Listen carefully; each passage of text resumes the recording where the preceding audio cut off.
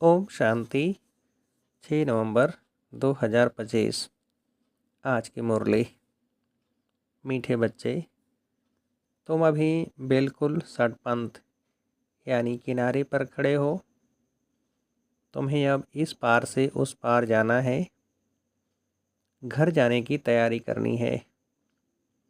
प्रश्न: कौन सी एक बात याद रखो तो अवस्था अचल अडोल बन जाएगी?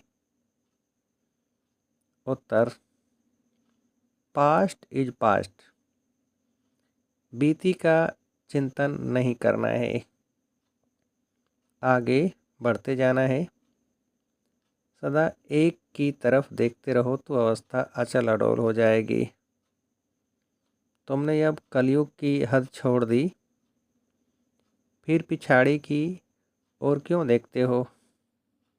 उसमें बुद्धि जरा भी न जाए, यह है सूक्ष्म पढ़ाई। ओम शांति। दिन बदलते जाते हैं, टाइम पास होता जाता है। विचार करो, सतयुग से लेकर टाइम पास होते होते अभी आकर कलयुग के भी किनारे पर खड़े हैं। यह सतयुग, त्रेता, द्वापर, कलयुग का चक्र भी जैसे कि मॉडल है। सृष्टि तो बड़ी लंबी चौड़ी है, उसके मॉडल रूप को बच्चों ने जान लिया है। आगे यह पता नहीं था कि अब कलयुग पूरा होता है। अब मालूम पड़ा है तो बच्चों को भी बुद्धि से सतयुग से लेकर चक्र लगाए कलयुग के अंत में किनारे पर आकर ठहरना चाहिए। समझना चाहिए, टिक टिक होती रहती है, ड्रामा फिरता रहता है। बाकी क्या हिसाब रहा होगा? जरा सा रहा होगा, आगे पता नहीं था। अभी बाप ने समझाया है, बाकी कोना आकर रहा है। इस दुनिया से उस दुनिया में जाने का अभी बाकी थोड़ा समय है। यह ज्ञान भी अभी मिला है। हम सतयुग से लेकर चक्र लगाते लगाते अब कलयुग अंत में आकर पहुँचे हैं। अब फिर वापस जाना है। आने का और निकलने का गेट होता है ना, यह भी ऐसे है। बच्चों को समझाना चाहिए, बाकी थोड़ा किनारा है। यह पुरुषोत्तम संगम युग है ना, अभी हम किनारे पर हैं। बहुत थोड़ा समय है।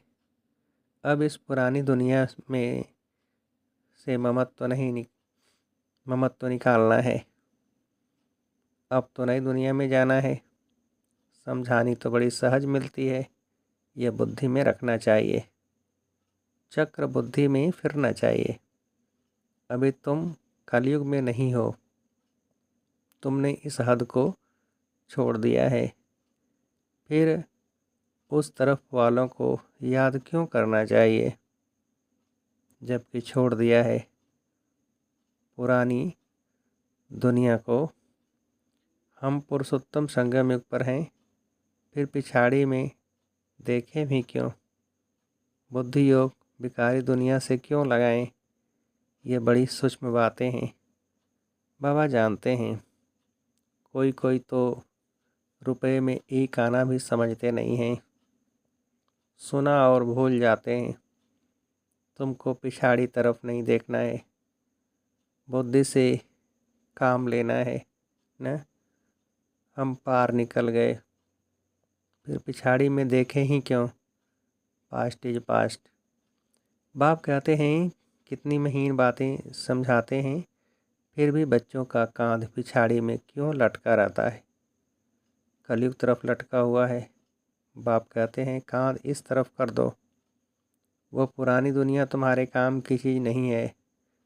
बाबा पुरानी दुनिया से वैराग्य दिलाते हैं, नई दुनिया सामने खड़ी है। पुरानी दुनिया से वैराग्य। विचार करो, ऐसी हमारी अवस्था है। बाप कहते हैं, पास्ट इज पास्ट। बीती बात को चितो नहीं। पुरानी दुनिया में कोई आस नहीं रखो। अब तो एक ही ऊंच आस रखनी है, हम चलें सुखधाम। बुद्धि में सुखधाम की याद रहना चाहिए। पिछाड़ी में क्यों फिरना चाहिए, परंतु बहुतों की पीठ मुड़ जाती है।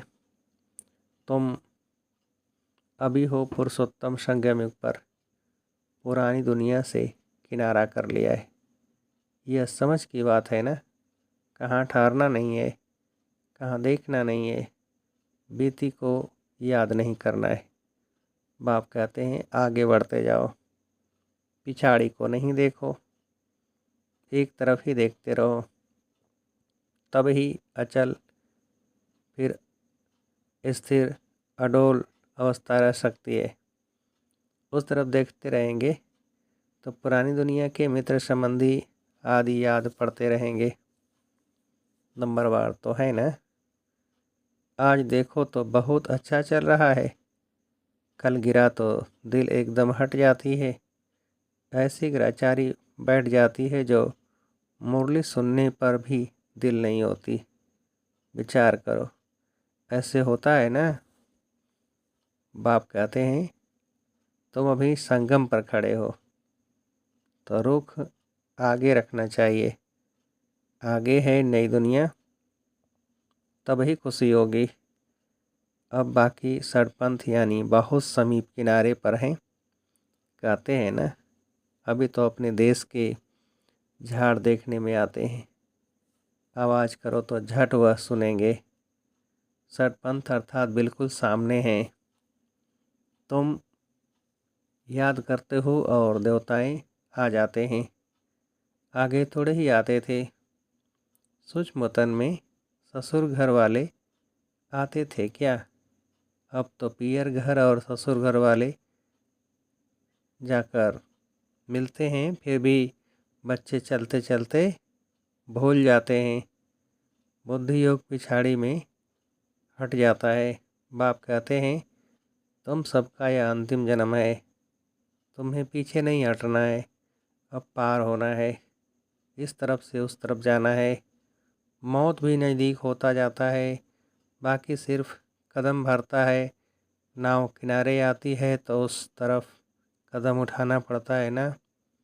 तुम बच्चों को खड़ा होना है किनारे पर। तुम्हारी बुद्धि में है आत्माएं जाती हैं अपने स्वीट होम। यह याद रहने से भी खुशी तुमको अचल अडोल बना देगी। यही विचार सागर मंथन करते रहना है। यह है बुद्धि की बात। हम आत्मा जा रही हैं। अब बाकी नज़दीक सटपंथ पर हैं। बाकी थोड़ा समय है। इसको ही याद की यात्रा कहा जाता है। यह भी भूल जाते हैं। चार्ट लिखना भी भूल जाते हैं। अपने दिल पर हाथ रख कर देखो। बाबा जो कहते हैं कि अपने को ऐसे समझो हम नज़दीक सटपंथ पर खड़े हैं, ऐसी अवस्था हमारी है। बुद्धि में एक बाबा की याद हो। बाबा याद की यात्रा भिन्न भिन्न प्रकार से सिखलाते रहते हैं। इस याद की यात्रा में ही मस्त रहना है। बस अब हमको जाना है। यहाँ है सब झूठे संबंध, सच्चा सतयुग का संबंध है। अपने को देखो हम कहाँ खड़े हैं। सतयुग से लेकर बुद्धि में यह चक्र याद करो। तुम सुदर्शन चक्रधारी हो ना। सतयुग से लेकर चक्र लगाए आकर किनारे पर खड़े हुए हो। सड़पंथ हुआ ना। कई तो अपना टाइम बहुत व्यर्थ गंवाते रहते हैं। 5-10 मिनट भी मुश्किल याद में रहते होंगे। सुदर्शन चक्रधारी तो सारा दिन बनना चाहिए, ऐसे तो है नहीं।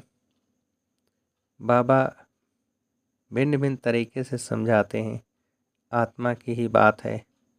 तुम्हारी बुद्धि में चक्र फिरता रहता है। बुद्धि में यह याद क्यों नहीं रहनी चाहिए। अभी हम किनारे पर खड़े हैं।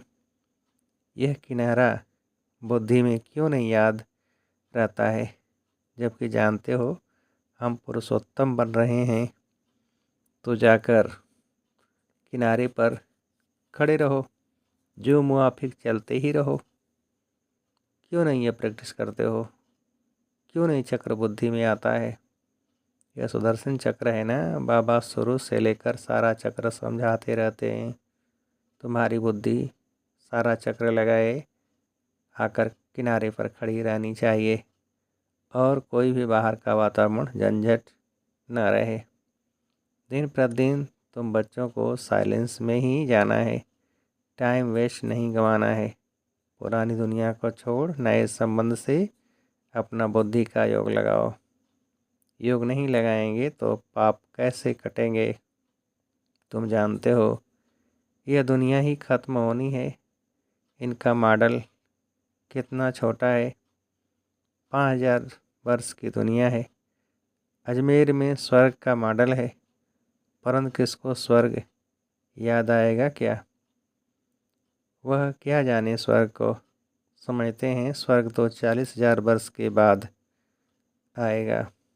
बाप तुम बच्चों को बैठ समझाते हैं।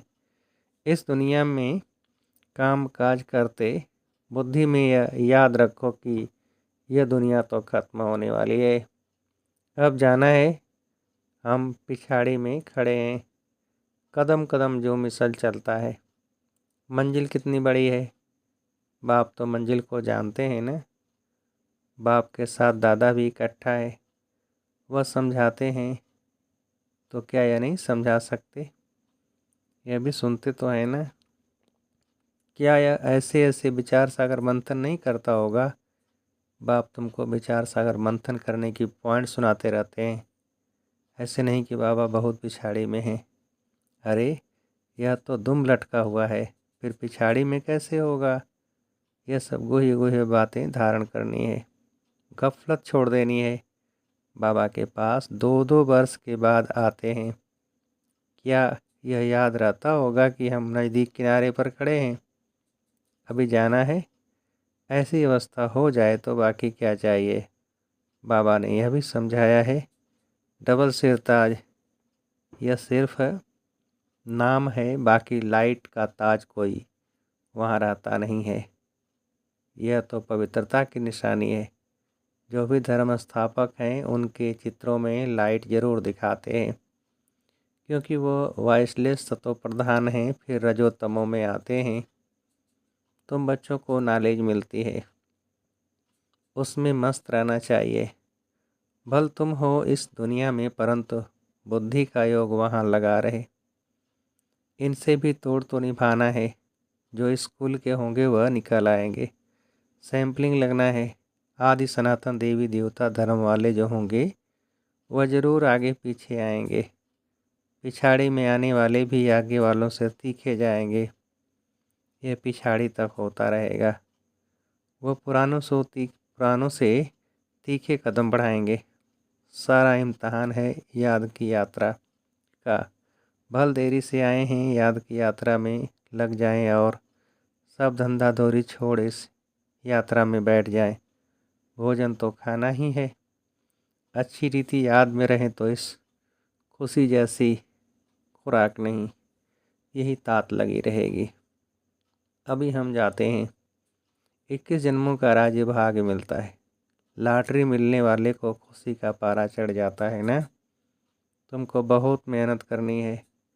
इसको ही अंतिम अमूल्य जीवन कहा जाता है। याद की यात्रा में बहुत मज़ा है। हनुमान भी पुरुषार्थ करते करते स्थैर्य बनाना। बम्भोर को आग लगी, रावण का राज्य जल गया। यह एक कहानी बना दी है।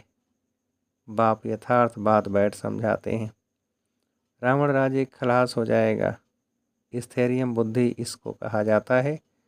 बस अब सटपंथ है, हम जा रहे हैं। इस याद में रहने का पुरुषार्थ करो, तब खुशी का पारा चढ़ेगा। आयु भी योग बल से बढ़ती है। तुम अभी दैवी गुण धारण करते हो, फिर वह आधा कल्प चलती है। इस एक जन्म में तुम इतना पुरुषार्थ करते हो जो तुम जाकर ये लक्ष्मी नारायण बनते हो। तो कितना पुरुषार्थ करना चाहिए? इसमें गफलत व टाइम वेस्ट नहीं करना चाहिए। जो करेगा सो पाएगा। बाप शिक्षा देते रहते हैं। तुम समझते हो कल्प कल्प हम विश्व के मालिक बनते हैं। इतने थोड़े टाइम में कमाल कर देते हैं, सारी दुनिया को चेंज कर देते हैं। बाप के लिए कोई बड़ी बात नहीं, कल्प कल्प करते हैं, बाप समझाते हैं। चलते फिरते खाते पीते अपना बुद्धि योग बाप से लगाओ। ये गुप्त बात बाप ही बैठ बच्चों को समझाते हैं। अपनी अवस्था को अच्छी रीति जमाते रहो, नहीं तो ऊंच पद नहीं पाएंगे। तुम बच्चे नंबरवार पुरुषार्थ अनुसार मेहनत करते हो, समझते हो। अभी तो हम किनारे पर खड़े हैं, फिर पिछाड़ी में हम क्यों देखें। आगे कदम बढ़ते रहते हैं। इसमें अंतर्मुखता बहुत चाहिए। इसलिए कछुए का भी मिसाल है। यह मिसाल आदि सब तुम्हारे लिए है। सन्यासी तो हैं ही हठ योगी, वह तो राजयोग सिखला न सके। वो लोग सुनते हैं तो समझते हैं यह लोग हमारी इंसल्ट करते हैं, इसलिए यह भी युक्ति से लिखना है। बाप बिगड़ राजयोग कोई सिखला न सके। इनडायरेक्ट बोला जाता है तो ख्याल न हो, युक्ति से चलना होता है ना। जो सर्प भी मरे लाठी भी न टूटे। कुटुंब परिवार आदि सबसे प्रीत रखो, परंतु बुद्धि का योग बाप से लगाना है। तुम जानते हो हम अभी एक की मत पर हैं। यह है देवता बनने की मत। इसको ही अद्वैत मत कहा जाता है। बच्चों को देवता बनना है। कितना बार तुम बने हो, अनेक बार।